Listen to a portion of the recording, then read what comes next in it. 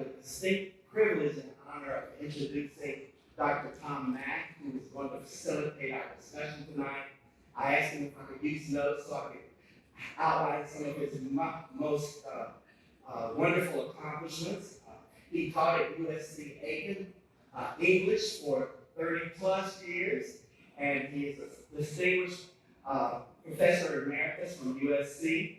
Over the years, and I want to quote, he has a record of teaching excellence as well as outstanding performance in research and public service, for which the USC Board of Trustees awarded him the Carolina Trustee Professorship in 2008. Dr. Mack has published over 100 articles about American literature and American cultural history. Some of his books include Circling the Savannah, Cultural Landscape of the Savannah River Area, Hidden History of Aiken County. I want to read that one. I haven't read it yet, Dr. Mack. And A Shared Voice, a conversation in the narrative by 24 of the finest fiction writers in America. Dr. Mack put USC Aiken on the map. He established in 1999 the Oswald Review. It was the first international peer-reviewed journal for undergraduate English students. Dr. Mack has served and contributed for over 32 years at the Aiken Standard. I'm sure you've read some of his articles there. He also has been very active as the chair for the Department of English. He was the chair for the Department of English at USC Aiken for over 25 years. He has been on the board of the South Carolina Humanities, which is part of the National Endowment of the Arts and is sponsoring this event. And also, I want to read this. To cap off a truly distinguished career, Dr. Mack received in 2014 the Governance Award in Humanities. Dr. Tom Mack. Let's be seated there and hand up with a round of applause as he goes to stage.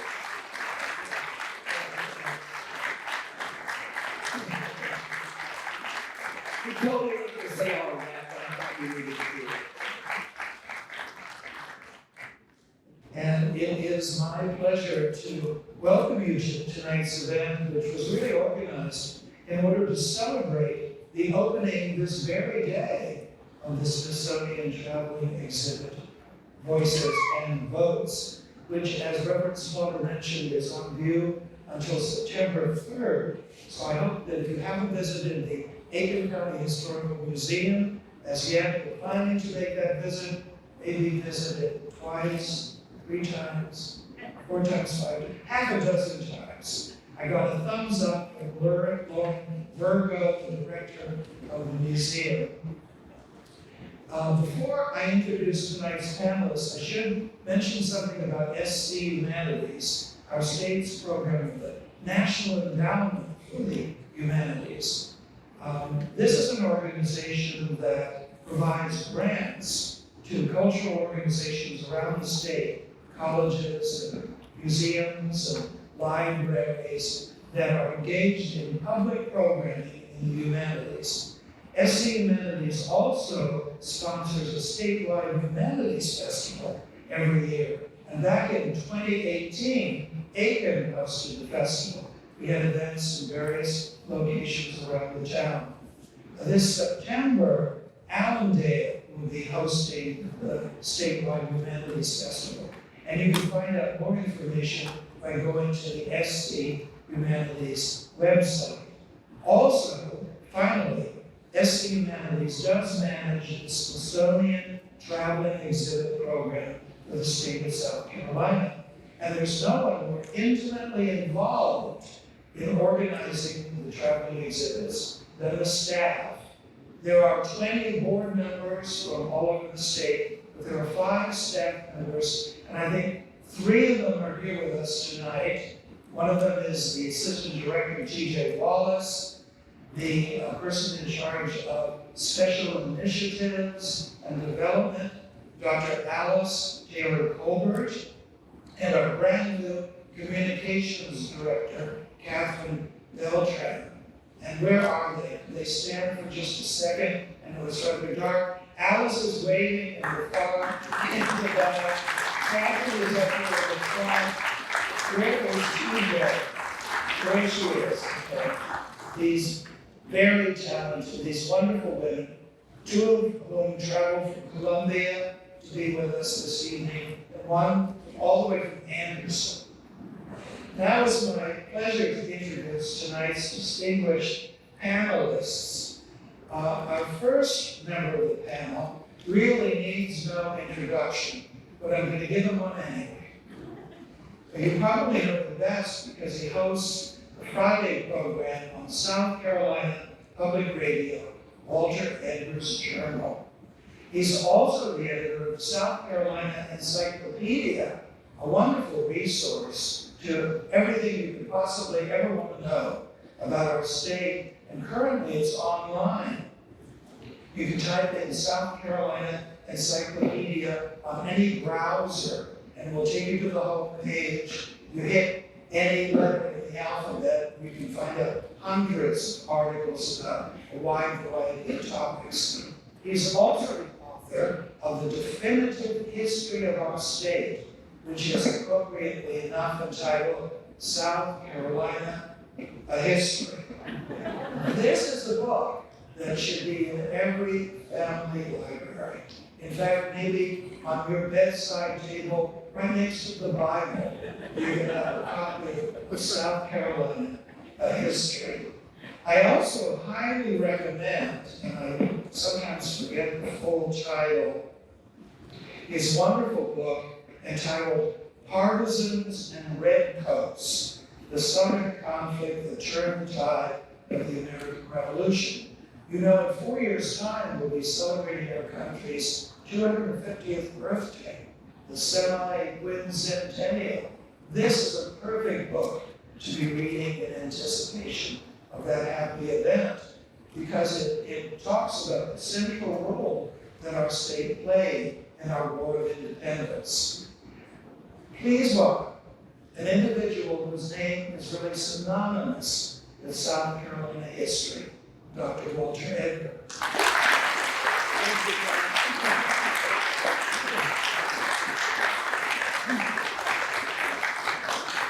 Along with Dr. Edgar, we also have somebody who's associated with the University of South Carolina, our state's flagship public institution of higher learning, and also a former recipient of the Governor's Award in the Humanities. In fact, he is currently the director of the Center for Civil Rights, History, and Research on the USC campus.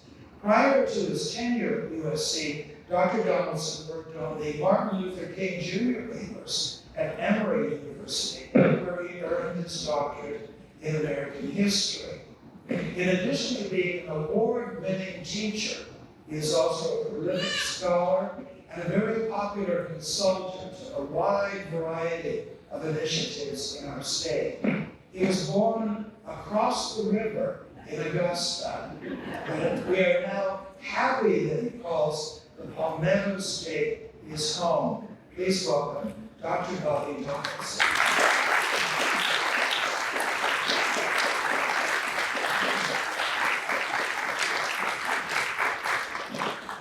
Since the focus of our panel is on South Carolina history, with a special emphasis on our evolving democratic system, our panelists agreed that we need to approach these topics in chronological order.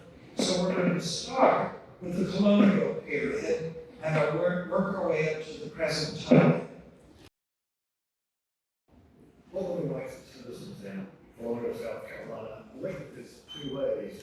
One is who could vote and who could hold office. In 1721, South Carolina's Commonwealth Assembly, and that's the precursor of our current House of Representatives, passed something called the Election Act of 1721. And this is what were the qualifications for a voter. They had, first of all, a white Christian male, 21 years of age. They had to have lived in South Carolina for 1 year, owned 50 acres of land, or pay taxes to the equivalent of about $40 today. Now, That may sound like a lot, but for every free white male that came to South Carolina, they received a land grant of 50 acres. To be elected to public office, it was a different matter though.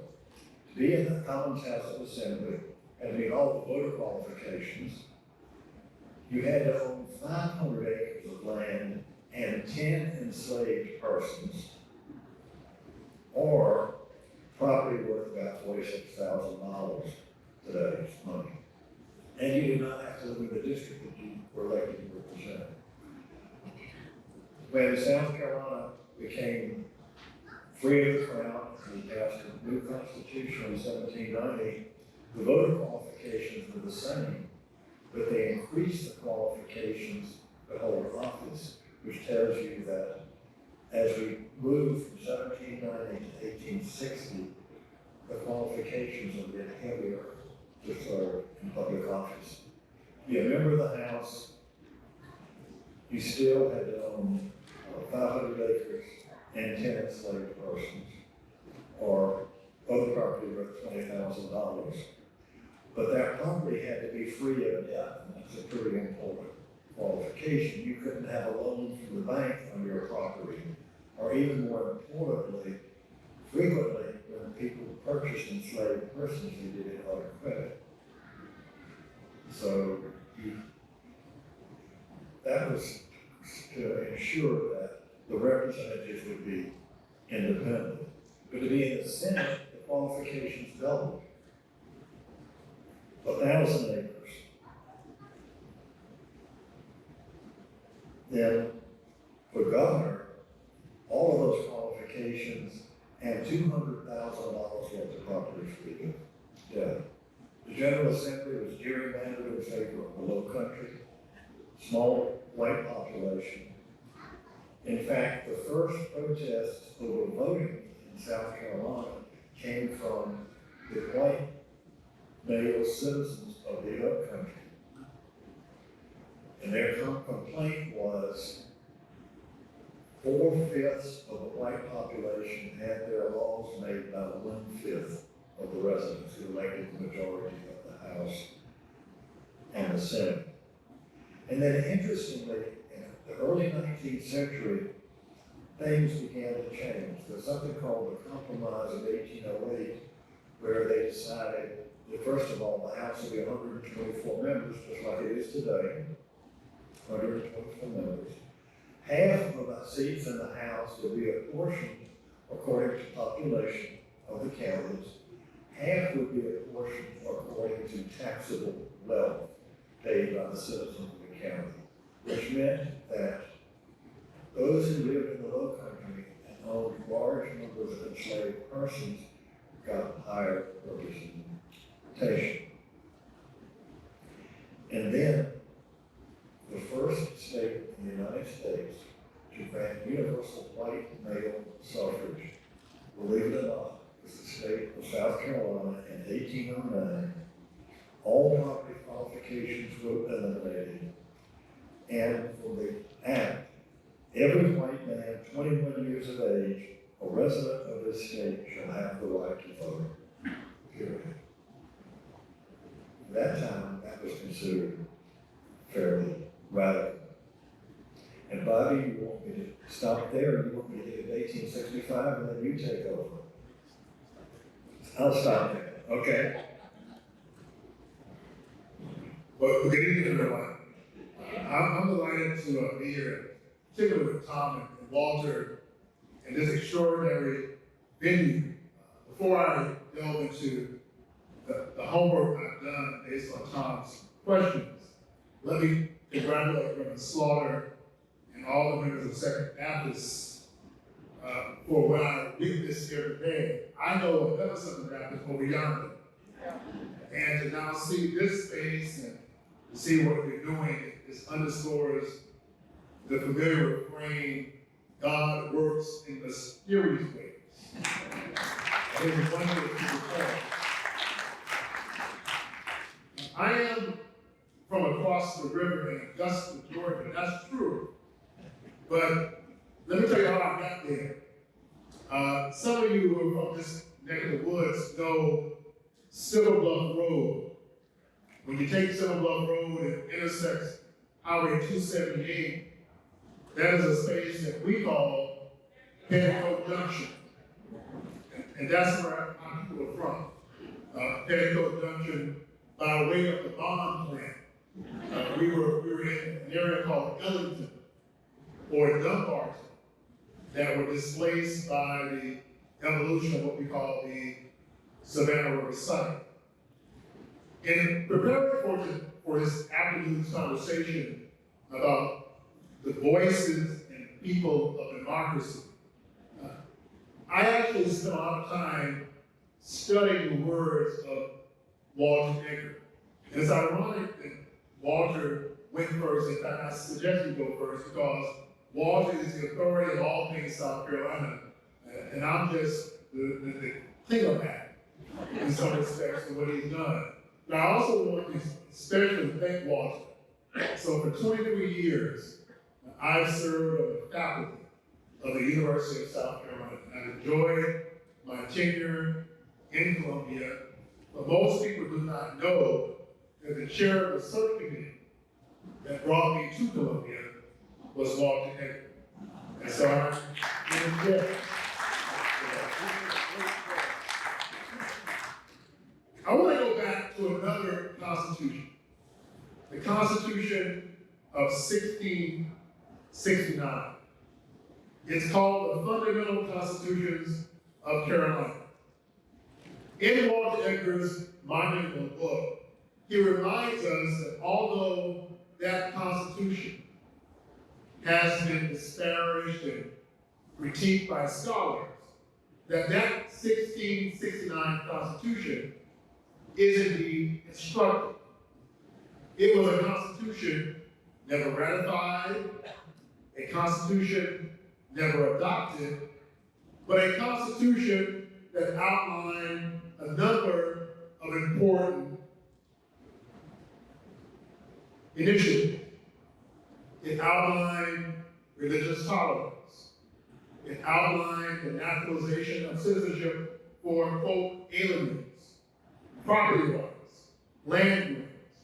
It acknowledged voting by secret ballot and trial by jury. But it also, this is important as we think about democracy in this nation and democracy in South Carolina. It affirmed a slave-powered plantation system. And tonight, as we gather the Second Baptist, we cannot talk about voices and votes and democracy in South Carolina without talking about the voices and the votes of those individuals that were suppressed, that were ignored, that were marginalized. Indeed, 1669, the Fundamental Constitution of South Carolina, it states unequivocally that freedom, white freedom, would have, quote, absolute power and authority over his Negro slaves. And it's interesting as we think about the evolution or the making of democracy in this state, is that when you look in this narrow window of time in the early 1700s, there were indeed black people, free people, who exercised the right to vote. So as Dr. Edgar mentioned later, our constitutional laws are clear that the right to vote is reserved for white men of a certain age, of certain property standing. But we should know tonight that wasn't always the case. Let's look closely at 1701, 1703. A delegation from College County sent a note to Lord proprietors complaining that too many people are exercising the right to vote in South Carolina. Quote, at the said election, much threatenings, many injuries, and other unjustifiable actions were made use of, and quote, illegal and unqualified votes were given under the sheriff and by him received in return, particularly votes of very many unqualified aliens were taken and entered. The votes of several members of the council were found and received. A great number of servants and poor and indigent people voted promiscuously with their masters and creditors. And then it said, free Negroes were received and taken forward as good electors, as the best freeholders in the province. So here we have a motley crew of people exercising their right to vote at the turn of the 1700s. And then, as Dr. Edgar noted, by 1716, we see the first insertion of the word white. So we don't have time to delve into this evening. What is going on between 1700 and 1716 that compels the architects of our constitutional laws in South Carolina to step back and to make it clear to all who read governing documents that the only people who are deemed qualified to vote by 1616 are white men? How does that insertion remain the rule of law for well over a century? How indeed are Black people of color, contending with the idea that at one turn they are able to vote, they can exercise their right to vote, but by quick insertion, those rights are now denied and rejected for generations. Anything else that you want to say about the, I can answer this question. or hold the answer? The answer is, by 1760, there was a Black majority in South Carolina. Did you all hear that? Yeah. Black folk are the majority in this state. Therefore, you need to address the laws to fix that important demographic shift. And if you look at South Carolina history before 1920, you need to understand when the majority of the population is referred to, the majority of the population is African American, except between 1790 and 1820. The rest of the time, from 1706 to 1922, South Carolina had a Black majority population. And in 1860, it was 60%. So I think we've actually covered about 200 years. I thought we focused on the colonial period, we've entered into the antebellum period. Is there anything else that you want to add before we tackle Reconstruction? Okay. This will be short, because in 1865, South Carolina had a new constitution which was adopted after the Civil War. It eliminated all property qualifications for office holders, instituted the public election of governor. Did y'all know that in 1860, this was the only state in the country where the people did not elect the governor? governor was elected by the General Assembly. But this is the General Assembly that met under this Constitution of 1865. It was the General Assembly that passed the notorious Black Codes of South Carolina, which included the phrase, persons of color are not entitled to social and political equality with white persons. And for the first time in the state's history, who a person of color was identified by law. 7/8, the 7/8 rule. Before that, South Carolina did not define who a person of color was. And we know from legal records and from court trials, there were people who might physically have been described as a person of color who were accepted as white, allowed to vote. And there are several famous cases concerning the states. It was let the local community decide who is a free white and who is going to be an enslaved person of color.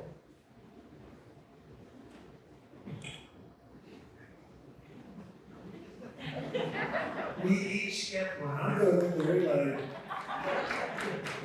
Thank you very much. Just to build on this, I recognize that, we have limited time, and Walter has notes, I have notes, and the tendency of professors will tell you everything we know in the span that we have. I'm mindful that we have a limited amount of time. But one thing I just want to stress, and this is instructive to me as I prepare for this evening, I should thank D. Crawford, who I've known for 20 years, for insisting that I be here tonight. So D, thank you for the invitation. And so in preparing for anything on the other side of the Civil War, it was quite instructive to me. I'm a late 19th, 20th century historian. And in preparing for some of the questions that Tom put forward in some communications to us, it was quite instructive. And one of the things I want to stress tonight is that this idea of democracy is indeed an experiment. An ever-moving, evolving experiment in this nation and in this state, marked by triumphs, tragedies, adversities, and achievements. And it was always an expanding democracy. So when we look at 1703, there was actually an initiative in this state to make clear there were certain people who should not vote, who should not exercise franchise in South Carolina. Well, who might they be? Let's look at the record. Jews, strangers, sailors, servants, Negroes, almost every Frenchman in Craven and Berkeley counties. So as you think about some of the observations of Englishmen, Anglicans in this state, they very much saw that the right to vote, the right to hold office, was reserved for certain individuals in South Carolina. So this idea of making a more perfect union, South Carolina is indeed a window to look very closely about how this experiment evolves over time. And then when Walter Edgar talks about 1865, so on the one level, the 1865 Constitution is deliberately designed to weaken Black voting power, to question whether or not, although African Americans are indeed free and emancipated, but it begs the question, are they citizens? Are they entitled to the rights and privileges and opportunities of white citizens? Those who gathered in 1865 were very clear. The answer is no. The governor of the time, Benjamin Perry, makes it very clear in his remarks in September of 1865. These are his words. This is a white man's government, intended for white men only. So black codes are put in place to codify the ways in which black people, who are the majority of the residents of the state, should be governed. And in that 1865 Constitutional Declaration, it makes it very clear that African Americans are, quote, not entitled to social and political equality. So that is the given among the white established leadership of the state. One thing I want to underscore tonight is that the given did not go uncontested. Black people meet in Charleston in November 1865 at a gathering called the Colored People's Convention. And in that convention, the takeaway is clear. Black people from all over the state have said, we have read the Constitution. We have read the Declaration of Independence. We are adamant that we are citizens, that we are born in this nation, and that we are entitled to the same rights and privileges as any white male voter in South Carolina. And if you have a moment, go back and read the deliberations of the 1865 Colored Convention.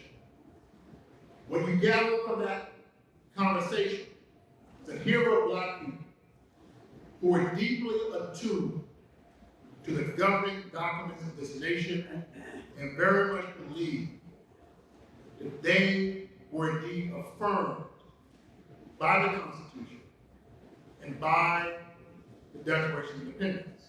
And so, as we push forward to our next turning point of Reconstruction, you see men, and you also see women, who very much believe that the next task is to determine and to define what is citizenship, and to defend the right to vote, the right to own property, the right to a public education. And that is indeed some of the underlying motivations of what we call the experiment of Reconstruction in South Carolina. Yes, so 3 years later, in 1868, the state is forced to rewrite its constitution under the watchful eye of the federal government and military occupation. So let's look at the early promise of Reconstruction. Just the first few years, I want to hold off on 1876 for a few minutes, because that is a year that deserves its own separate discussion. But let's look at the early years of Reconstruction, which is a period of time much maligned in the early history books of our state, right up until nearly the present day. What was the hope of citizenship in the early years of Reconstruction?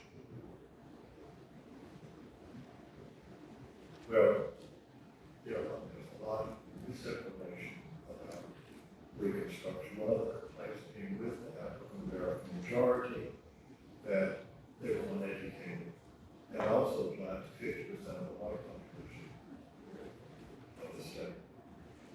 Because before the Constitution of 1868, which provided for the first public schools in South Carolina, there had been no public schools. And unless you were a member of the elite, you didn't get an education. It's that simple. And because the Constitution of 1868, in addition to giving the right, enshrining the right to vote, and by the way, Bobby didn't mention that there were African American women pushing for the right to vote, wanting that parliament. That was moved. That did not happen. right to vote, and honest to goodness, true local government. The General Assembly no longer ran the world. People in towns and counties could control their own affairs. That was something brand new in South Carolina. So it really was not only a new world, but to some, a very strange world. And to some, a very scary world. And that new New Carolina. People were stepping into territory that they never been there before. And people who had always ruled the roost found out they didn't anymore. Because again, remember, 60% of the population are people of color. And they turned out to vote. And one of the interesting things about the adoption of our Constitution in 1868, it's the only constitution this state has ever had that's been put to the people to vote. Every other constitution was an act of the General Assembly. And the federal government required a certain percentage of the voters to ratify the Constitution in order that it go into effect. And so the white population boycotted the election on the hope that there would not be enough votes for the Constitution to pass. But the black voters turned out and the Constitution became law. So let's underscore that again. Only Constitution in the history of the state of South Carolina approved by the citizens of South Carolina is the 1868 Constitution, which was the defining document to shape what we call the experiment, or what some call the radical experiment of Reconstruction. So what was radical about the 1868 Constitution? What was radical was that it affirmed the rights of citizenship to all citizens of the state. What was radical was that the 1868 Constitution took an editing pen and changed the language of all the prevailing legal documents shaping the state generations earlier. So we told you that in the 1700s, those who could vote were white men of a certain age, of certain property holding, at one point of a certain religious perspective.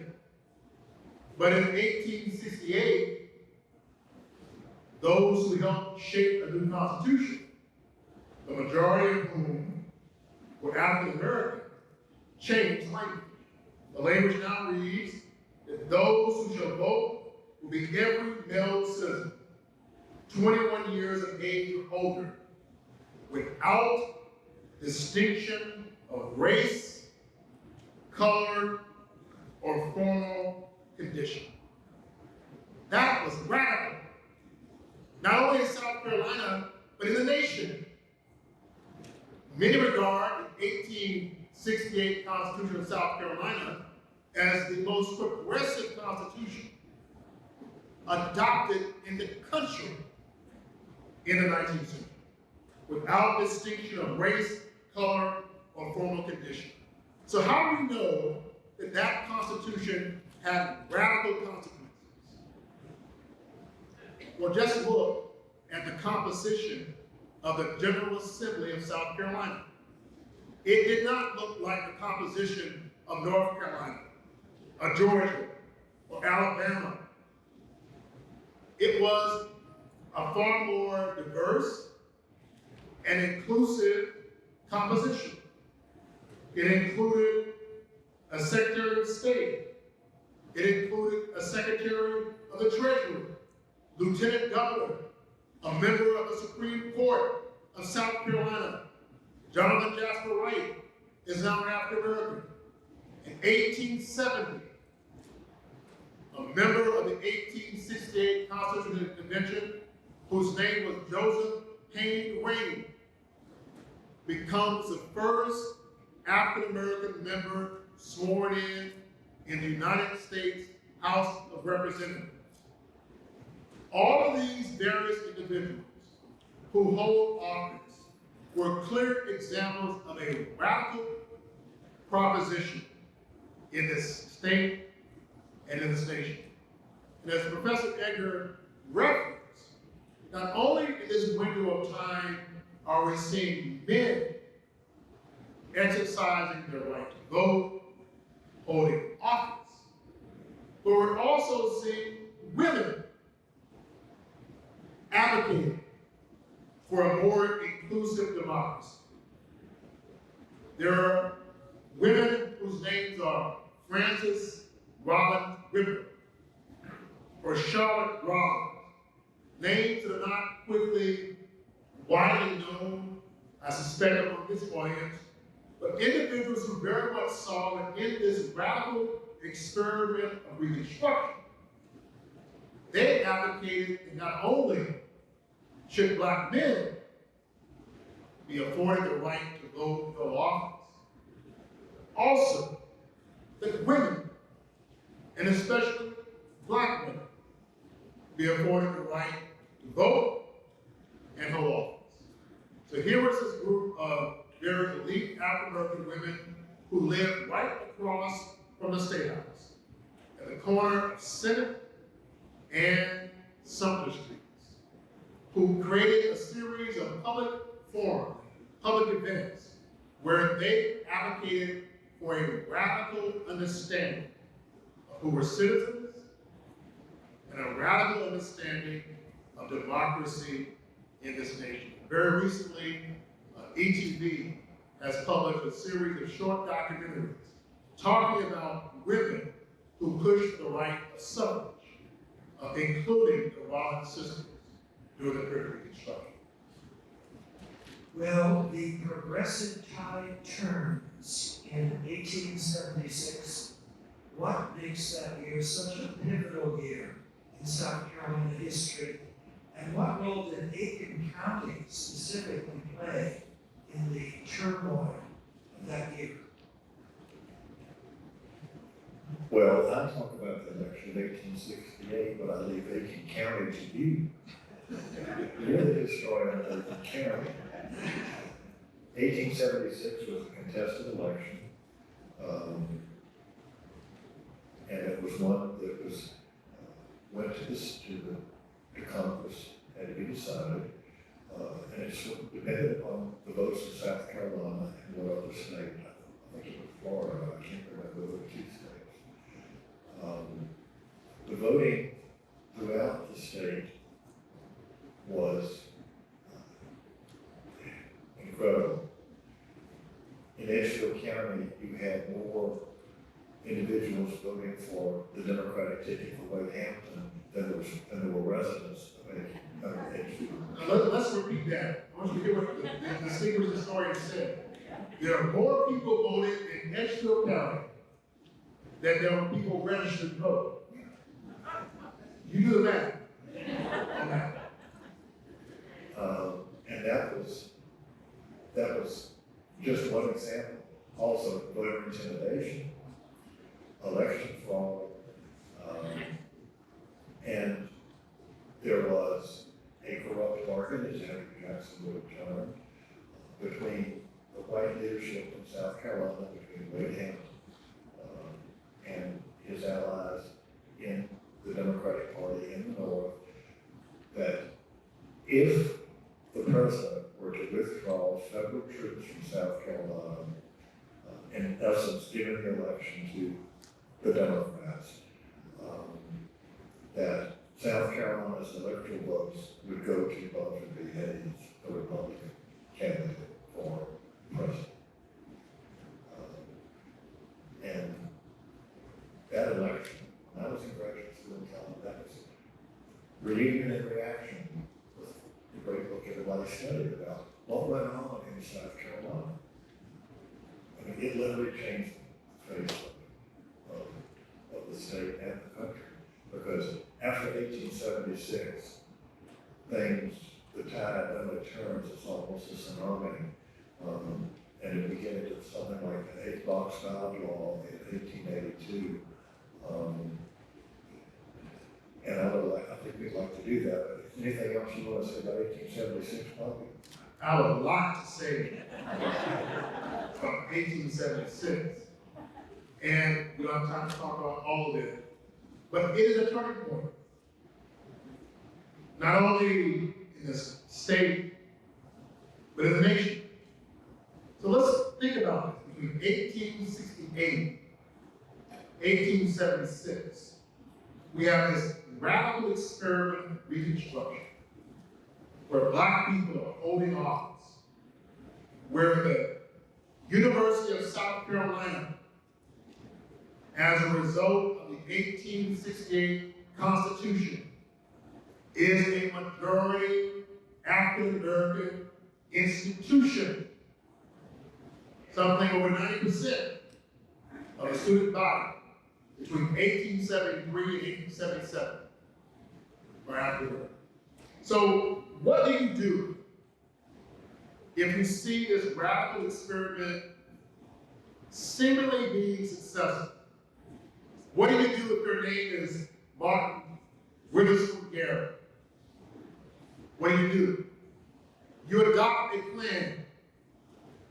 Some call it the shotgun plan, the Edgefield plan, the red shirt plan. You undermine it. You seek ways to weaken Black voting power. You're seeking ways of terrorism and intimidation to weaken the rule of the majority. And I know somewhere in this audience tonight is one of my friends and colleagues named Wayne O'Brien. And if Wayne was sitting next to me, he could tell you all day and all night about this thing, this moment called the Hamburg Massacre, which was a deliberate, conscious, intentional effort to weaken democracy in this region and in South Carolina. How do we know this? Just read the documents written by the man himself. You know him. His name is Ben Pitchfork Tillman, who was unapologetic about what he witnessed and what he executed not too far from here. He said, "We have done our level best. We've scratched our heads to find how we might eliminate every last one of them. We have stuffed ballot boxes, we have shot them, and we are not ashamed of it." And what you saw happen in the undermining of votes and power in Hamburg is replicated in communities all across the state, including an area I know well called Ellington. Hamburg is in July and Ellington is in the fall, where there is an intentional effort to go from space to space, to intimidate and to undermine Black Republican rule.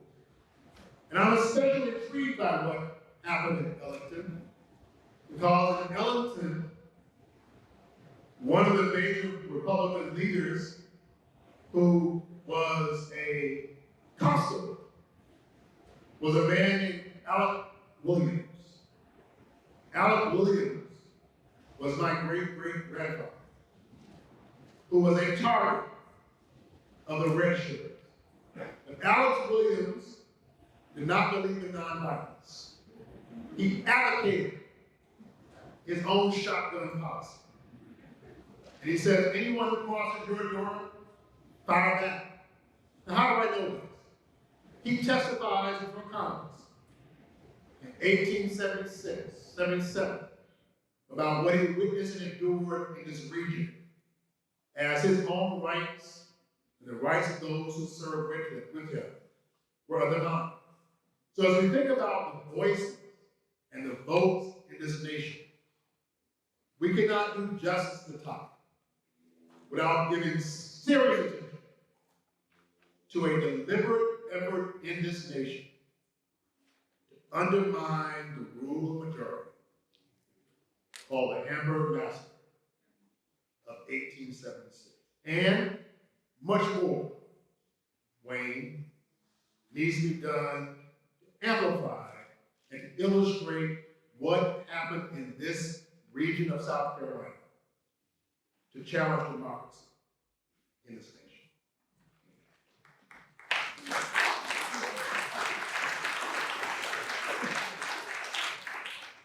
Well, and then Bobby, the election of 1876 was followed by a series of laws, particularly the 8-box law of 1882. And take a minute to explain how this works because it was cruelly very effective. The General Assembly under the 8-box law, there were 8 statewide offices to vote for: governor, lieutenant governor, secretary of state, and so forth. Each of these ballot boxes was labeled governor, lieutenant governor. A voter was given 8 ballots. And if they could not read, the election official could say, that's the governor's ballot, that box, that's whatever. Well, the election official didn't always have to tell the truth. And if your ballot, if you thought you were voting for governor, but actually had put the secretary of state ballot in there, that ballot was not counted. Also, part of this law was every registered voter in the state by June the 1st, 1882 had to re-register. Now today, everybody would text, go down and you gotta re-register. We're dealing with not just a black population, but a white population, a rural population. You have to re-register. And you get a certificate. And there's a sample of one, it's not from 1882, but there's one, Bobby, in your display out there. Your name, address, and your place of employment. Okay?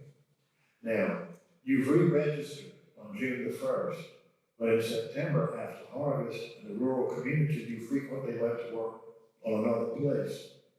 Perhaps better wages. If you moved, you had to get a new certificate, and you had to pay for the new certificate. Even if it was just a block away, if you changed your address, you had to get a new certificate. And local election officials were given complete authority to determine a voter's eligibility. It was, and oh yeah, if there were a mistake, the voter could appeal, but it was a system that was so convoluted, it was meant to discriminate against the uneducated. It is estimated that within 2 years, because of the 8-box law, 80% of the state's black voters were disqualified. 80%, which sets the stage for the Constitution of 1895, which actually, had the ballot box not been stuffed, there would not have been a constitutional convention. And I'll turn the podium back over to you. Yes, let's look briefly at that 1895 Constitution, which does also have an Aiken County connection because the governor at that time, John Gary Evans, was an Aikenite. He grew up in Edgefield, but after passing the bar exam, he established his legal practice here in Aiken. He ran for the state legislature. He was elected to the governor's office. I think he was the youngest individual ever to be elected governor in our state. He was 31 at that time. He was a protege of Pitchfork Ben Tillman. What happened in 1895 with that constitutional convention? We're still living under that constitution. It's been amended a few times since 1895, but it's our current constitution. As I said, the people were allowed to, whether they wanted to have a constitutional convention or not, and after a recount in some counties, they got enough votes to say yes, there could be a constitutional convention. It was pushed by Ben Tillman, and the primary purpose of the convention was to eliminate what remained of the black franchise using a literacy qualification for registration. After several laws coming in under the Constitution of 1895, and Bob, I think he probably got some quotes from the convention. And I'll read those to you. After 1898, a potential voter was expected to be able to read and write any section of the state constitution submitted to him by local election officials, or pay taxes on property assessed at about $10,000. But that qualification of read or write a portion of the state constitutional convention was enshrined in Southern constitutions across the region, with sadly South Carolina leading the way. And there's a registration form out there in Dr. Donaldson's exhibit that has that sample of what a potential voter had to say. And some of it is amusing. We had to swear that you had never been convicted of burglary, arson, perjury, forgery, robbery, wife beating, fornication, incest, bigamy, miscegenation, or crimes against election laws. Interestingly, convicted murderers and embezzlers were not disqualified from holding office. And these qualifications, actually I forgot the first one, you testified you were not an idiot. We laugh, but that form is out there. And it's into the 20th century. When I registered to vote in the state of Alabama in December 1964, I had to fill out a similar form. And Alabama actually pushed the ante up. I had to be taken to the registrar's office by a registered voter. I couldn't just walk in and register. And my 75-year-old grandmother took me down to register. And I had to fill out that form just like that. And I did have to read the state constitution. I didn't know what it said. Anyway. Sure. So, John Gary Evans, who Dr. Mack mentioned living here in Aiken, was a nephew of Martin Witherspoon here, who was the architect of what led to the Hanover Massacre, led to the Masco Ellington Rioting. And so very much followed in line with his uncle, very much followed in line with Ben Pitchfork Tillman, and all agreed that the goal of the 1895 Constitutional Convention was indeed to further weaken the power and the ability of the black majority. John Gary Evans described the 1868 Constitution as a, quote, radical rag. Another of his colleagues said the 1868 Constitution was made by, quote, aliens, Negroes, and natives without character, all the enemies of South Carolina. And it was designed to degrade our state, to insult our people, and to overturn our civilization. Our state, our people, our civilization, our, meaning white people. So what's ironic in the 1895 constitutional deliberation, there were indeed a few African Americans who were part of those debates. And the ironies is that one of those persons who had to endure these belittling and racist insults was a hero of Reconstruction, a man whose name was Robert Smalls. And Robert Smalls was actually a member of the 1868 Constitutional convention. So here he is at both conventions, watching all of the achievements and goals and hopes of an early convention being dashed and challenged and undermined. And Robert Smalls understood where the votes were going. And so he stands up during one session and says, my race needs no special defense. All we need is an equal chance in the battle of life.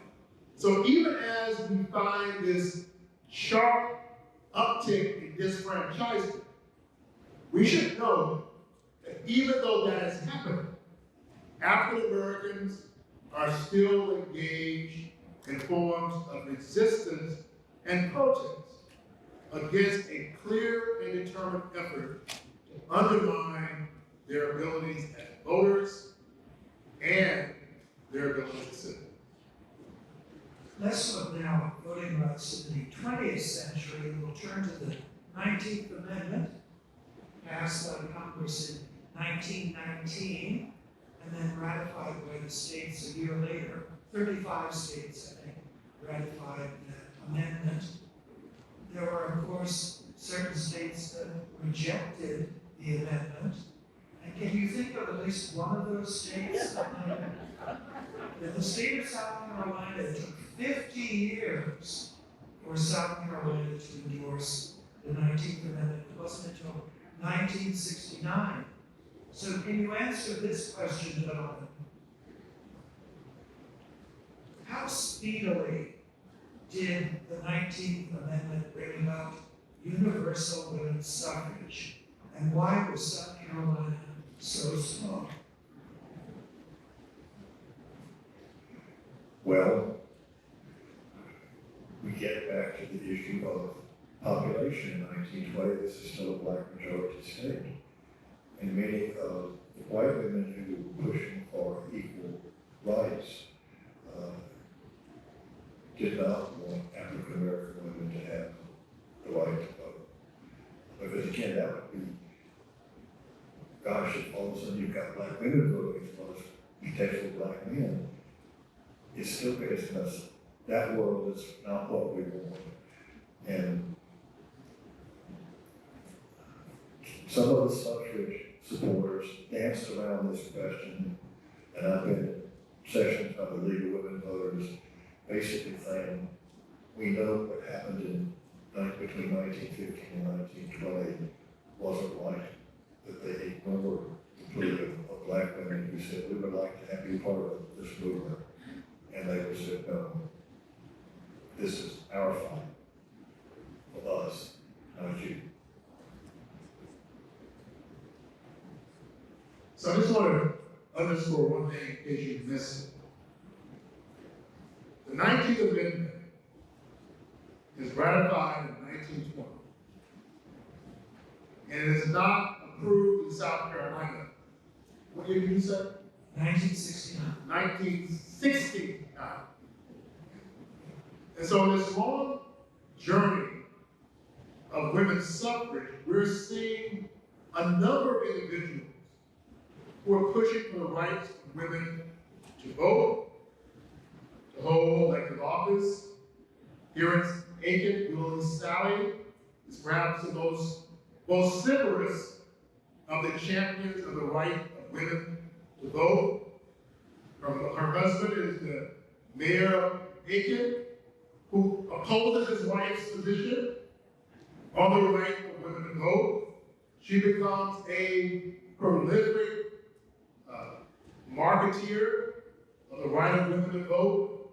It's said she takes a plane across the county, throws out leaflets supporting women's right to vote, and when the 19th Amendment is signed by Governor McNair, guess who's at his desk watching that transpire? And so her question, her remark is, what took you all so long to make that possible? But what Dr. Edgar said earlier is also important to note. One of the real fears, one of the real anxieties about the reluctance to embrace the 19th Amendment is because people understood demographics. They understood that if you signed off the 9th Amendment that it would enable the majority of women, black women, to begin to exercise rights most white leaders in the state absolutely opposed. And if you look at the early records of a new organization in this state, it's called the NAACP. NAACP is formed in 1917. And some of the earliest political campaigns they engage in are the campaigns for suffrage. The suffrage of black men, also the suffrage of black women, who are rarely going to seek registration and they deny. Regularly seeking to exercise their right to vote and they deny. And this continues throughout the 1920s, 1930s, 40s, and 50s, and 60s. And we'll talk later about that catalytic moment where black people challenged the inequities in voting and proved quite successful. So we're going to now turn to the modern civil rights movement following World War II. And I think it's appropriate at this point to mention something about a terrible incident that occurred in Batesburg, South Carolina in 1946. And that's the blinding of Sergeant Isaac Woodard, which is the subject of a wonderful book by Judge Gergel. We saw that little film clip. He'll be here next Friday, the Center for African American Culture, next Friday, I think at 6 o'clock, talking about his book, all about that particular horrific event. For our present purpose, however, could you just define what occurred in Batesburg in 1946, and particularly talk about its consequences, its effect on President Harry Truman? Well, I'll start. Sergeant Isaac Woodard was in uniform, discharged from the United States Army, having served during World War II. He was headed home. The bus stopped in Batesburg.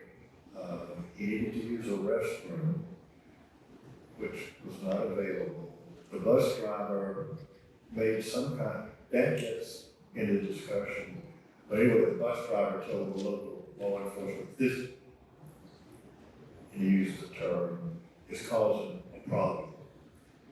And when the police officer, he got physical with Woodard, blinded him with his billy club. What is interesting, this got the attention of President Harry Truman, who had been an enlisted man in World War I, and he was livid that a man who had served his country would be attacked and blinded. And it became a national cause célèbre. And it was when Truman signed a document desegregating the armed forces, or ordering them to be desegregated. Took a while for that to happen, but that is a direct connection from what happened in Batesburg, South Carolina, to Washington, D.C. And Truman was told by his advisors that if he signed that executive order, it was likely that he would not win the 1948 election, that he would lose the South. But he went ahead and signed the order anyway because he thought it was the right thing to do. This is an incredible turning point. So February the 12th, 1946, Sergeant Isaac Woodard is discharged from the United States Army. He is on a bus, Dr. Edgar mentioned, in uniform. A Greyhound bus from Fort Gordon, Augusta, Georgia, en route to reunite with his wife in Fairfield County in Winsboro, and gets into an altercation with a bus driver, and the bus finds its route to Batesburg. Now what's interesting is if you look at the historical record, most people assume that Isaac Woodard was brutally beaten and blinded in a town called Aiken, which was traumatized by one of the most sort of gifted media stars of the period named Orson Welles. for a series of radio shows that mentioned that this black uniformed soldier was blinded in Aiken. In fact, it was indeed in Vicksburg. Now, we would not even be talking about this today in Second Baptist if there had not been intervention by black leadership and black journalists, including a man named the Reverend James Gibson, who was the president of the South Carolina NAACP, who traveled back and forth from Columbia to Augusta, where he served as a leader of an insurance company called Pilgrim Health and Life. Also, another person who wrote the story was a man named John Henry McCrae. And John McCrae was the editor of a newspaper called the Lighthouse and Informer. But he was also the founder of a group called the Progressive Democratic Party. And the Progressive Democratic Party and the newspaper all amplified what happened to Isaac Woodard. And it was quite intentional. During the course of World War II, after American leadership, in particular a newspaper called the Pittsburgh Courier, were arguing that African Americans were engaged in a campaign called Double Victory. Victory at home against racism and injustice, and victory abroad against fascism and injustice. So for many, what more glaring example would one find of the gross injustice in this country than to see someone like Isaac Woodard serving honorably in the Pacific Theater, coming home on February 12, 1946, losing his sight, brutally beaten by a local law enforcement officer in Graceland. And as Dr. Edgar mentioned, this incident of Woodard becomes a national story. It mobilizes the civil rights organization. And of course, it has a dramatic impact on Harriet Tubman. Probably the most notable example of that impact is an executive order called Executive Order 9981. An executive order that calls for the end of segregation in the United States military, which the NAACP championed. Here's their thought. If there is an executive order that ultimately ends racial segregation legally in the military, then let the dominoes fall. If it will end segregation in the military, what about transportation?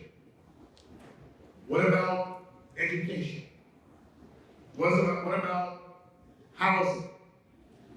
And that order, which is a direct result of a brutal beating of a black man in Vicksburg, shifts the civil rights struggle of this nation.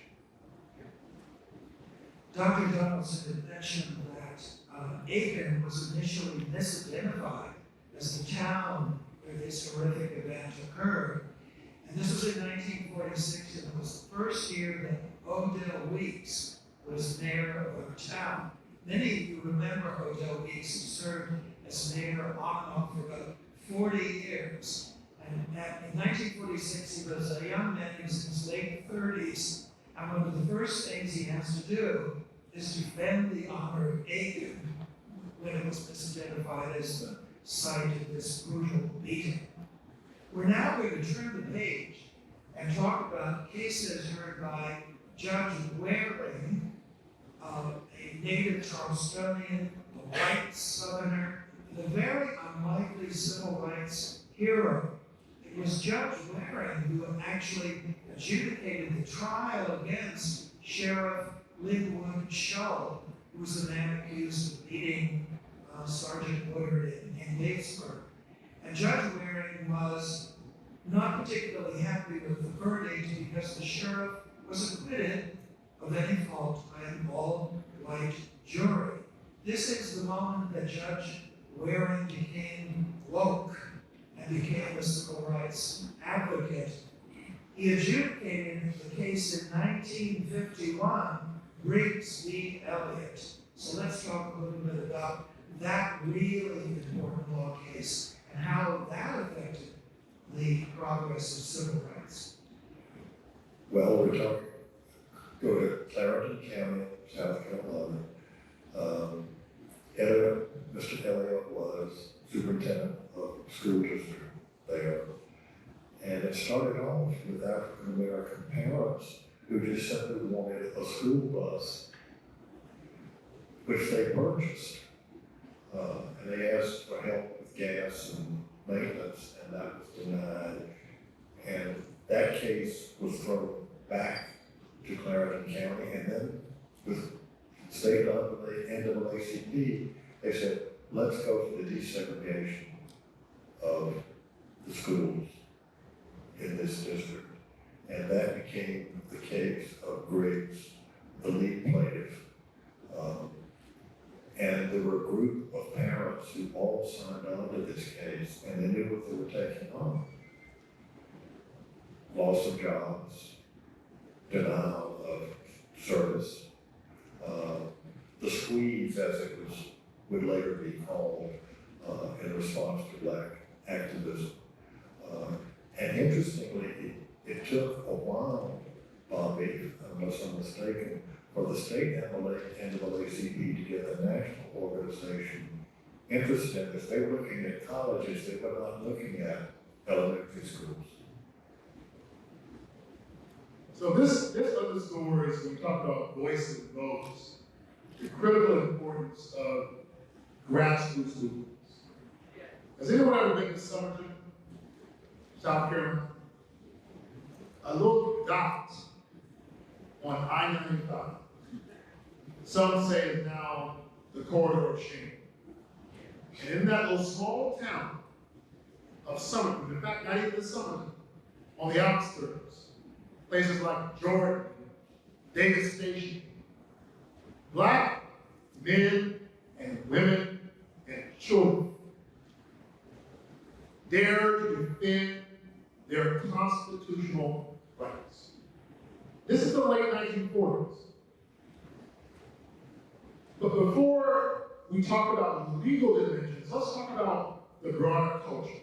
So the Executive Order 9981 is adopted or approved, signed in 1948. Well, 1948 is a consequential election year in this nation, and very much connected to the history of Aiken, South Carolina. There was a candidate who ran for office in 1948 named Strom Thurmond. And he ran as a Democrat on a states' rights platform. A platform that affirmed a commitment to racial segregation.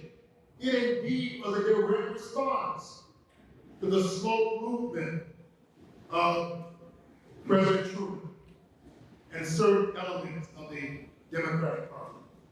So in this moment where the leaders of South Carolina are adamant that states' rights and segregation should remain the rule of law, you're having Black people in the rural areas of Summerton and Davis Station and Jordan saying we want not desegregated schools, we want equal resources. That was the initial goal, equal resources.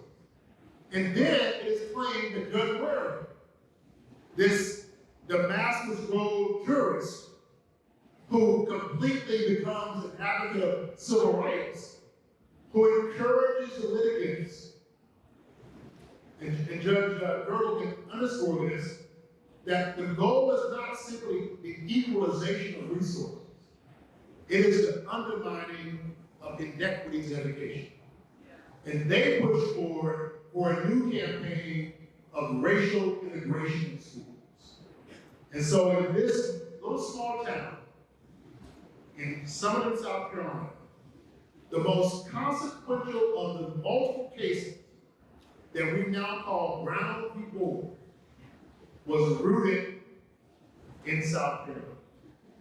So if the Supreme Court in 1954 declares that segregation in public schools is unconstitutional, then black people, then white people, and the NAACP are saying, well, what is next? And that becomes the goal of the next phase of the civil rights movement. What is next? Let the dominoes fall. Call the name of Sarah Mae Fleming and racial segregation on buses. Call the name of a man named Harvey Gantt, who knocks down doors of inequity at Clemson. Call the name of a woman named Henri Monteith, or James Solomon, or Robert Anderson, who challenged inequities at the University of South Carolina. Call the name of Millicent Brown and all, who challenged racial segregation in schools in Charleston in 1964. And all down the line we go, where people embrace the Brown v. Woodard decision and then use it as a weapon to challenge inequities in many other spaces across this country, including the right to vote. Which comes in 1964 with the Political Rights Act. Let's look at another court decision before we get to the Voting Rights Act. You know, once upon a time, the Democratic Party reigned supreme in the South. You know, if you won the Democratic primary, then you were probably likely going to win the general election. But those primaries were segregated. They were all white primaries. Until 1944, there was a case, Smith v. Albright, that opened up the Texas Democratic Party, and so that their primary would be integrated. Most of the state Democratic parties in the South then followed suit after Texas was forced to open up its primary. Most of the other southern states followed suit, except for two. Can you guess what one of those states might have been? Well, South Carolina. So 3 years later, there's the case Elmore v. Rice. This is in 1947, lawsuit to open up the Democratic primary in the state of South Carolina to non-white voters. Tell us something about George Elmore and that particular case. So George A. Elmore was a native of Holly Hill, South Carolina, who moves to Columbia in the 1920s. He becomes a taxi cab driver, photographer, he owns a local grocery store. He is a member of the Progressive Democratic Party. He's the secretary of the Richmond County branch of that party. And when Smith v. Albright is ruled, Governor Olin Johnston calls the General Assembly back into session. And they begin to repeal all laws connected to the white primary. More than 100 in the space of about 10 days. How many rulings? 100 repealed. More than 100. And think how long it takes for a law to get to the General Assembly now. They have some urgency.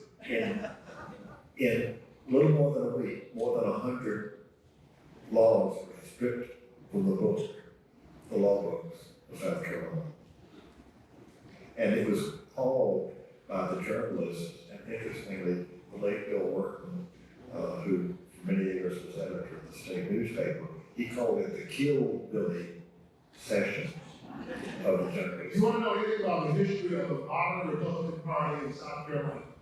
William E. Workman is a name, you should explore and study. He was one of the real architects of that.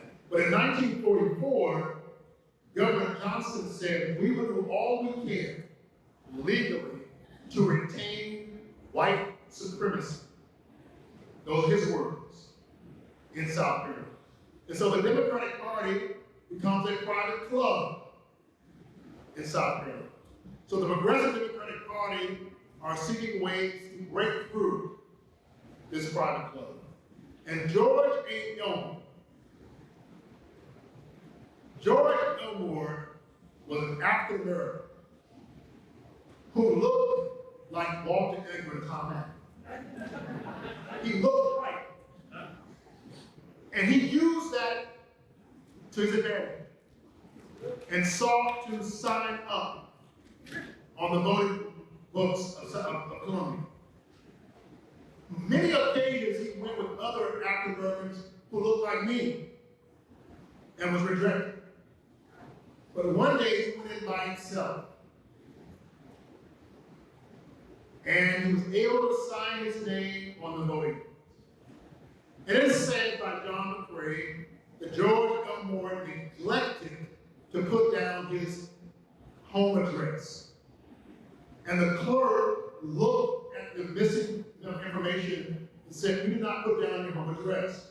So he puts down his address, which I think was 907 Tree Street, Columbia.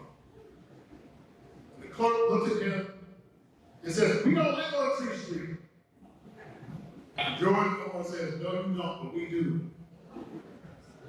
And with his name now on the register, he now sets the stage. It is then widely known that George Elmore is African. He is denied the right to vote in the Democratic primary. Lawsuit is filed. The judge who hears the case, can you guess his name? J. Wayne Swearer, who ultimately rules in George Elmore's favor in 1946, and in the summer of 1948, thousands of African Americans are now exercising their right to vote as Democrats. Democrats for the first time since 1876. I'm not sure what's happening about that, but that's what happened. And so George Elmore's case opens up the Democratic Party, the party, in this state at that time, to all citizens. Now, George Elmore, although he's notorious in court, suffers reprisal upon reprisal. The taxi cab company, gone. The photography business, gone. The grocery store, gone. The house on Tree Street, gone. His wife, placed in a mental institution. And by the early 1950s, George Elmore dies an untimely death as a result of his own civil rights war. Today, as you come into Columbia, you'll pass two cemeteries. One called Elmwood Cemetery, the historic white cemetery, and right next to it, separated by a jagged fence, is called Randolph Cemetery. And that is where George Elmore is buried. Irony, we have no idea exactly where that this pioneering civil rights figure is there. There's a monument acknowledging his historic contributions to democracy in South Carolina. There's also a historical marker on Gervais Street on the site of the Waverly Five that died. That was his business went bankrupt because bankers wouldn't give him any loans, extend the loans, suppliers wouldn't supply him with the needed products. Let's move on now to 1964-65 and the Voting Rights Act. Its consequences, not just for black voters, but also Lyndon Johnson's support of that law, changed the Democratic Party in the South. Well, when President Johnson signed that, both of those bills, Civil Rights Act and Voting Rights Act, he said, this is going to basically kill the Democratic Party in the switched from a majority party, a one-party state, through at least half of my life, from Democrats to Republicans, and that's true pretty much across the South. And that's where we are today. So again, Aiken plays a critical role in this moment. Let me talk about one event in 1964. Many may know about what occurred in February 1960, where African Americans who feel affirmed and uplifted by the Brown decision are now seeking ways to undermine segregation in all venues. Lunch counters in Greensboro becomes notable. What happens in Greensboro happens in Greenville, Rock Hill, Florence, Columbia, Orangeburg, Denmark, Charleston, and in the spring of 1961, students began to gather at a church called Zion Baptist Church in Columbia. And they're seeking to press forward on the idea of amplifying the continual inequities in the state, underscoring the ways in which the state continues to defy brown people. So they engaged in a march from downtown Columbia to the State House. And among those who engaged in that protest, who were ultimately arrested, a young 20-year-old named James E. Clyde from South Carolina State University. He's joined by a young man that some may is always known George Anderson, local attorney now in Aiken. All who gather in this march from Zion to the State House. They're arrested. They get to the ground of the State House on a breach of peace charge. And that breach of peace charge leads to a landmark United States Supreme Court decision called Edwards versus South Carolina. The day you go to the corner of Gervais and Maine in Columbia, you now see a historical marker and a monument acknowledging all those young men and women who dare to believe in the goals of brown people, who challenge segregation in this country. Right. And who was the lead attorney? And the lead attorney was a man named Matthew J. Perry, the first African-American federal judge in South Carolina, also joined by a man named Lincoln C. Jenkins, who is his law partner. By 1964, we're now seeing the Civil Rights Bill. The next year, 1965, voting rights. All across the South, we're now seeing African Americans preparing to exercise their right to vote and to run for office. There's a woman in Charleston named Septima Clark who began a campaign called the Citizenship Schools. She's joined by people across South Carolina, including those in Aiken, developing training sessions to prepare African Americans to exercise their right to vote. And in 1965, Dr. King's SCLC sponsored a project called Project Scope, where it sends white and black students in communities across South Carolina to join with African American leadership in preparing black families to exercise their right to vote. And one of the targets, one of the so-called battlegrounds for Project Scope was in the small town called Allendale, South Carolina. And they're joined in Allendale by the local NAACP leadership, led by a man named the Reverend Richard Johnson and his wife, Susan Johnson. And so how ironic it is that one of the major forces of the NAACP in Aiken right now is Richard Johnson Jr., who is still upholding the mantle of his parents from 1970 to 1960.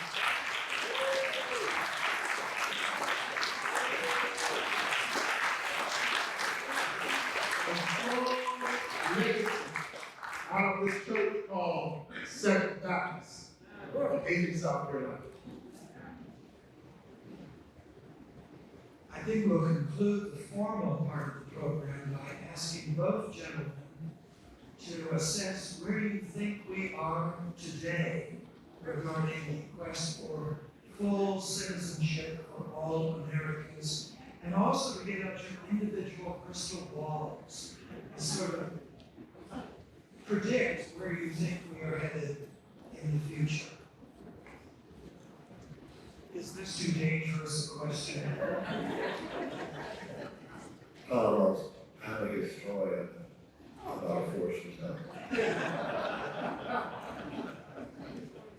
I'm also a historian, but I'm going to go in that direction. On Mother's Day, May 8, 1966, in a cow pasture in a town called King Street, South Carolina, there is this man who comes to that small town in Williamsburg County named Martin Luther King Jr. And Dr. King comes to King Street in 1966 because he is hopeful that the goals of the civil rights movement might be ultimately realized not simply by African Americans registering, not simply by African Americans exercising their right, but by African Americans being elected to public office. And so he engages in a very powerful speech, which you can see on the Civil Rights Center's website at the university, called March on the Ballot Boxes. In this speech, Dr. King said, one day we shall elect qualified, competent black men and women to public office. That's 1966. There were no black men and women elected in office by that time, except in Beaufort County. And in 1970, African Americans were elected to the General Assembly. And then over time, the goals and vision of the movement are realized. Now, a key catalyst for this transformation in elective office in this state is the Voting Rights Bill of 1965, including a component of the Voting Rights Bill that has a section called pre-clearance, that pushes states that any elected decisions must be reviewed by the Department of Justice. Well, of course, you now know in this case called Shelby versus Alabama versus Hogan, that pre-clearance has now been removed. It's now been viewed as unconstitutional by the Supreme Court. And so we now find us at a moment in this nation where this idea of creating a more perfect union is now under greater scrutiny, greater doubt, and greater contestation than many have imagined. All one must do is look closely at the recent hearings before the United States Congress. And no matter where you stand on the merits of what is being presented, unless you know the history of South Carolina, and the history of Hamburg, and the history of challenging democracy, you may not even understand the gravity of what we're witnessing and seeing at a moment like this. In the year of 1888,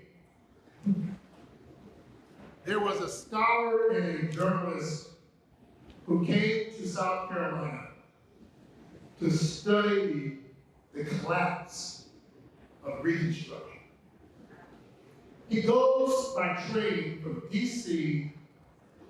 to Charleston, and then from Charleston to Columbia, and from Columbia to the small town called Bath, South Carolina. And then he takes another train from Bath to Augusta. The man's name was Frederick Douglass.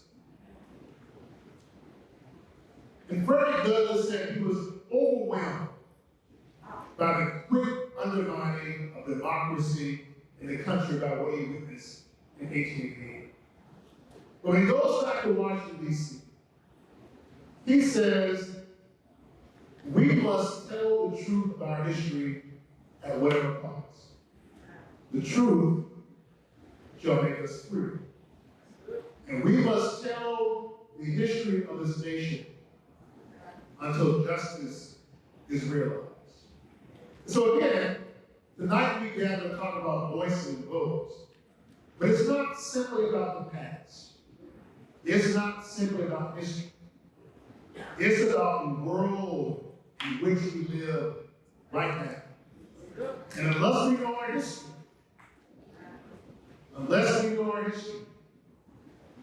we will repeat so many of the regrettable mistakes of the past. So, as a professor of history, joined by a professor and another professor, ladies and gentlemen, let us know our history.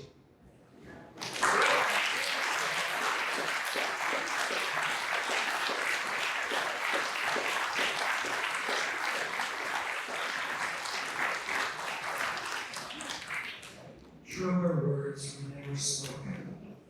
I think we have enough time for a few questions from the audience.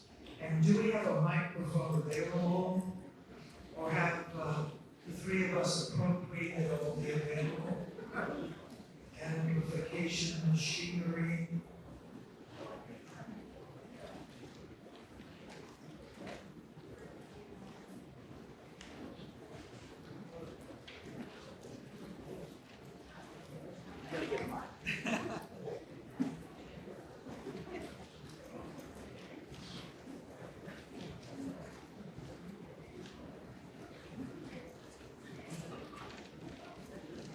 Does anyone have a question? The Reverend Slaughter will be happy to. All right.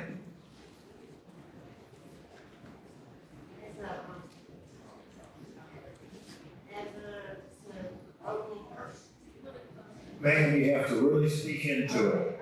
Kiss it. As just a local person, how do we correct gerrymandering and what process can we participate to correct that?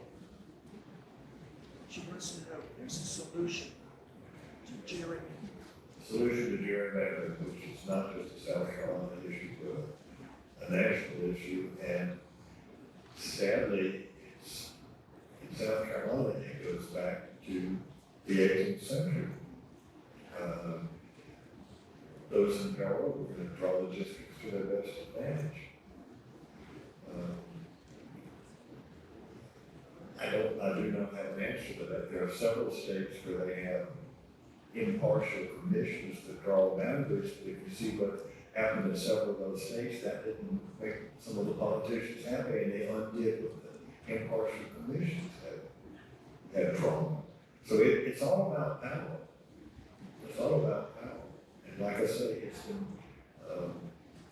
been going on for 200 years. Since, Mr. Gary in New England, the governor. Anyway, I wish there were a solution to that. Well, it's ironic because your question, what Dr. Edgar mentioned is absolutely correct. Those in power, on both sides of the aisle, create districts that protect the companies.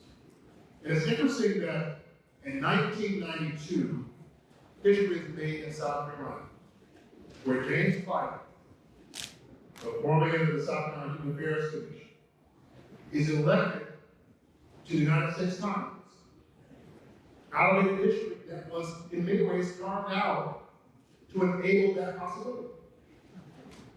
And has served all these years since. But what's ironic is that since that time, the makeup and profile of the General Assembly of South has changed dramatically and has become more conservative than in 1990. And so I don't think there's an easy answer to the question. And there are many who would argue that if you do address gerrymandering, that will indeed level the playing field in this state. And I think there's some merit to that. And there are certain groups like the ACP who have been pushing for litigation on that very matter. The League of Women Voters is also, that has been a major campaign of theirs for the last 20 years. Professors, I would like to thank you for an absolutely enlightening, energizing, informative Q&A panel presentation regarding the history of democracy in the state of South Carolina. I applaud you, I thank you. As we look back through the periods that you just described, colonialism,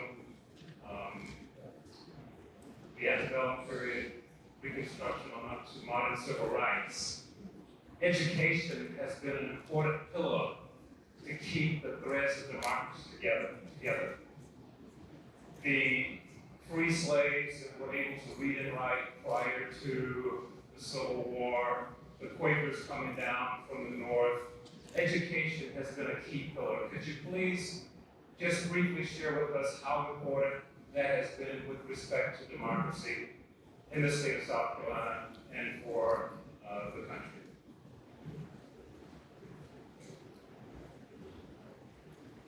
One of the things that really shocked the school boards and atmosphere when we came to Buford, everybody thought politics was going to be the most important concern for the newly freed men and women. It was education. They wanted education. And that's why it was a major issue even in the 1868 Constitution of a free public school system in South Carolina, which had not existed. And that pre-1868, it wasn't a racial issue, it was a class issue. If your family had money, you had private tutors, there were private academies, you sent your kids out of state to school. The average working white man or white farmer did not have that opportunity for his children. And the illiteracy rate in South Carolina continued to be a scandal for generations across racial lines. In fact, in the 20th century, the State Department of Education had three sort of under-superintendents, one for black schools, one for white schools, and one for rural schools. And that really was the basis for the whole Abbeville schools case that went on for over a decade here in South Carolina. It was primarily the underfunded rural schools that were suffering. A very happy recent development here in Aiken is the naming of the Schofield School as a Reconstruction era national network participant. That was the dream of a courageous Quaker spinster who came down from Pennsylvania during the Civil War to work on the Sea Islands of South Carolina. And in 1868, she came up to Aiken, and she suffered death threats in Aiken County, particularly during that pivotal 1876 election year. No, indeed she did. And in fact, part of what to underscore is education, as Dr. Edgar mentioned, becomes a real catalyst. For many people, as they envision what Reconstruction would mean as impact, they want a greater investment in educational institutions. So I mentioned earlier, as a direct result of the 1868 Constitution, which said that all schools that receive public funds in South Carolina should be open to all citizens without regard to race or previous condition. which enables the University of South Carolina to become a majority academic institution, but also opens up public education. You mentioned Schofield. Over in Trent, a place called Medicine Academy. All of these institutions are emerging during Reconstruction. Claflin, Allen University, Benedict College, all become these platforms and arenas where people are now trying to envision what it means to be free, what it means to be citizen. That's why the Briggs Elliott case is so crucial, because there was this assumption that if you could break down the barriers of racial inequity in education, that would open the portals to so many other possibilities in this country, which is why that becomes a key case of the NAACP in 1954. Well, we've reached the witching hour, and in this case, it's 7 o'clock. And I'm going to ask the Reverend Slaughter to make some concluding remarks. Well, there's one more person everybody's pointing at that has a quick question. All right. And then I'll make my concluding remarks, and we'll show the video announcing all of our other events at the very end. Please. You're a very generous man. Thank you all so much. All of you who were responsible for this today, I'm so grateful. You mentioned about us knowing our history, and oftentimes, like pastors, you who are traveling and sharing the truth, a lot of people come to these kinds of things and then they go back to saying, nothing changes. We must be doers of the word and not just hearers of the word. So after today, what will be different? And I challenge everybody here to do something different. If you are the CEO of a bank, take what has been issued and make it a challenge. Speak up. If you are a business owner and you see these inequities, speak up. As an African American, my commitment has been to help us to unify as much as possible, to go back to some of our history and where we were able to impact laws. So my question is, with the polarization of our party system today, how do you see us being able to actually impact change when it seems as if decisions are made based on this party or that party, and we never come together and make change happen?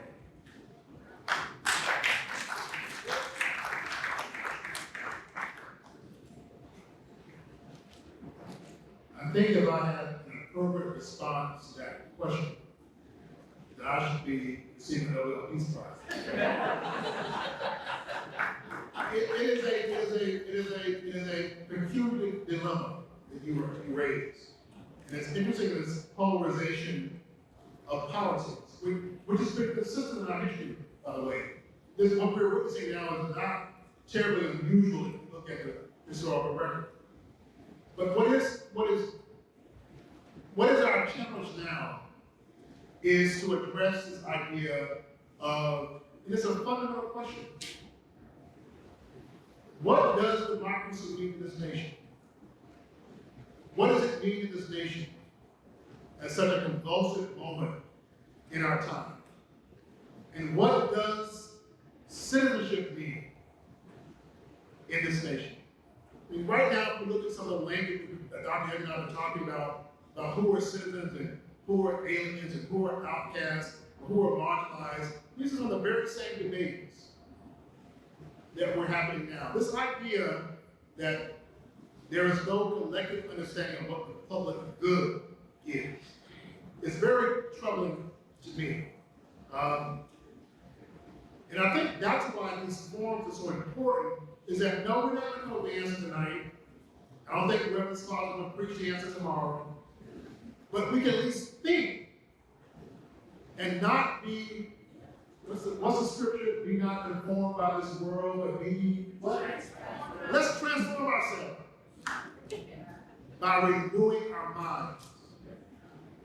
Not assuming that the status quo is right, not assuming the given makes sense, but pushing ourselves to study our history, to question our past, Yes. and to challenge ourselves. Now, this is Baptist going to yield the floor to an Episcopalian. But question. Each generation has done that. And used to be historians told American history that everything was an upward trajectory. It never really was an upward trajectory. A lot of ups and downs. And in response to your question, one thing I've heard, I've had friends say, oh, we've got to have a debate. But you know, if you have a debate, if you've been in a debate class, you got to have a winner and a loser. And nobody wants to be the loser. So if somebody challenges you to a debate, say, I'm not going to debate, but can we have a discussion? Have a discussion. I'd like to ask you some questions, and you can ask me some questions. And we don't have to agree, but we can talk. I think that's what I would, I hope that I'll pray for that.